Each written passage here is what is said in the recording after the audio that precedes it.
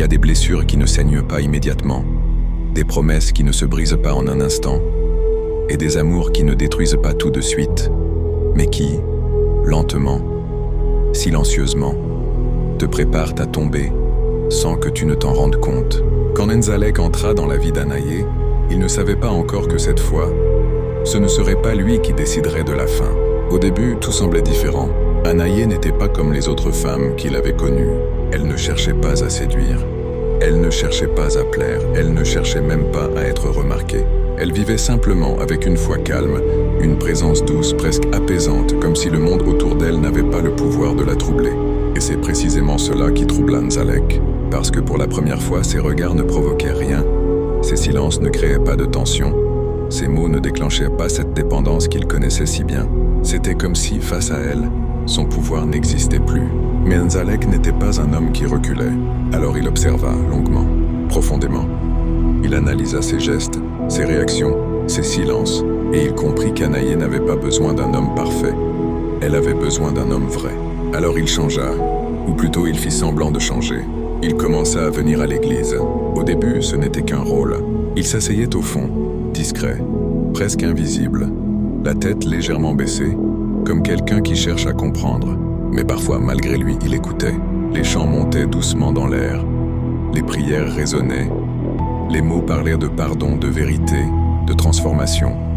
Et quelque chose en lui bougeait, pas assez pour le transformer, mais assez pour le déranger. Anaye le remarqua, pas immédiatement, mais progressivement. Elle le voyait revenir encore et encore, sans insister, sans chercher à attirer son attention. Un jour, elle s'assit à côté de lui sans prévenir. Le silence entre eux n'était pas lourd, il était calme. « Pourquoi tu viens ici ?» demanda-t-elle doucement. Enzalek leva légèrement les yeux et pour la première fois depuis longtemps, il hésita. Pas par stratégie, pas par calcul, mais parce qu'il ne savait pas exactement quoi répondre. « Je crois que je cherche quelque chose », dit-il finalement. Elle le regarda longuement, comme si elle essayait de lire en lui, comme si elle cherchait à savoir s'il disait la vérité. Et étrangement, ce jour-là, il ne mentait pas complètement. Le temps passa lentement. Leur relation se construisit différemment. Il n'y avait pas de précipitation, pas de séduction évidente, pas de piège visible. Juste des moments simples, des marches silencieuses, des discussions sincères, des regards qui duraient un peu plus longtemps que nécessaire. Et sans qu'il ne s'en rende compte, Enzalek s'aventurait dans quelque chose de dangereux. Parce que cette fois, il ne jouait pas seulement un rôle. Il commençait à ressentir. Mais au lieu de s'arrêter, au lieu de fuir comme il aurait dû le faire, il décida d'aller plus loin. Parce que pour lui, tout devait toujours finir de la même manière, par le contrôle. Un soir, sous un ciel calme où le vent semblait suspendu, il prit la main d'Anaye. Lentement, doucement, elle ne la retira pas. « Je veux construire quelque chose avec toi », murmura-t-il. Elle ferma les yeux un instant comme si elle pesait ses mots, comme si elle écoutait quelque chose en elle. Puis elle répondit « Alors ne me mens pas ». Le silence qui suivit fut lourd, presque étouffant. Mais Enzalek sourit, parce qu'au fond de lui, il savait déjà qu'il allait mentir. Les mois passèrent, 8 mois. 8 mois de confiance, de douceur, de promesses construites avec précision. Il l'accompagnait à l'église, priait à ses côtés, parlait d'avenir, de mariage, d'un futur qu'il n'avait jamais eu l'intention de construire.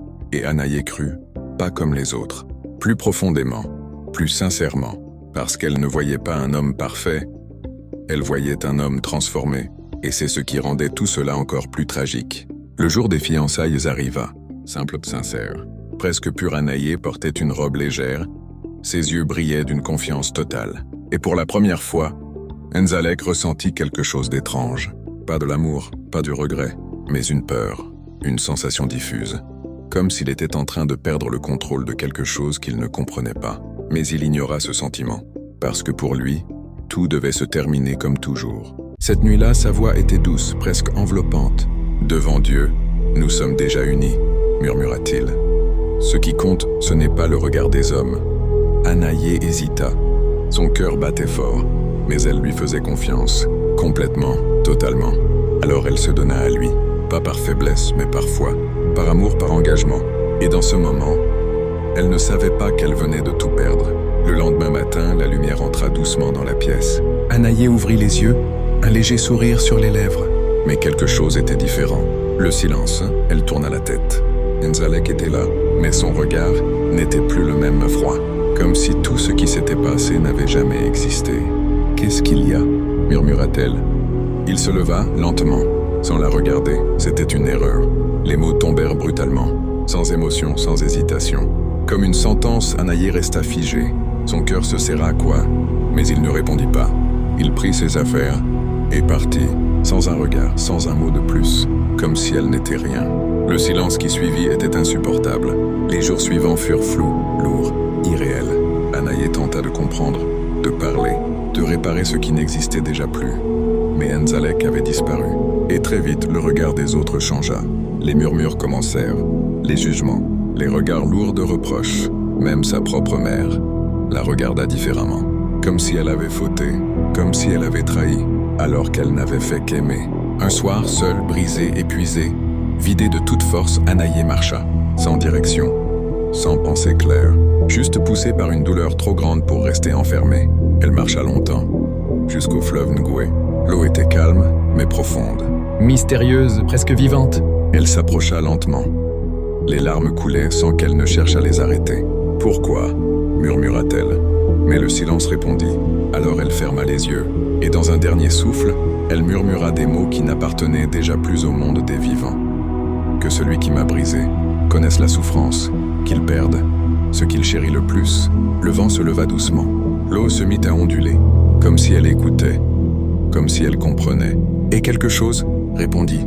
Le lendemain, Anaïe ne se réveilla pas, mais au même moment, très loin de là, Enzalek ouvrit brusquement les yeux en pleine nuit. Son cœur battait violemment, son corps couvert de sueur, une sensation étrange, comme si quelque chose l'avait effleuré ou marqué. Il resta immobile, écouta le silence, mais il n'y avait rien, sauf cette impression persistante que quelque chose venait de changer. Et dans les profondeurs invisibles du fleuve Ngwe, quelque chose s'était éveillé, lentement, inévitablement. Parce que cette fois, ce n'était plus une histoire d'amour, c'était une dette. Et les dettes finissent toujours par être payées. Alors si tu veux connaître la suite, si tu veux découvrir ce que les eaux ont réellement réveillé, et surtout ce qui attend Enzalek désormais, abonne-toi maintenant, active la cloche et prépare-toi, parce que dans le prochain épisode, ce ne sera plus une chute, ce sera une punition.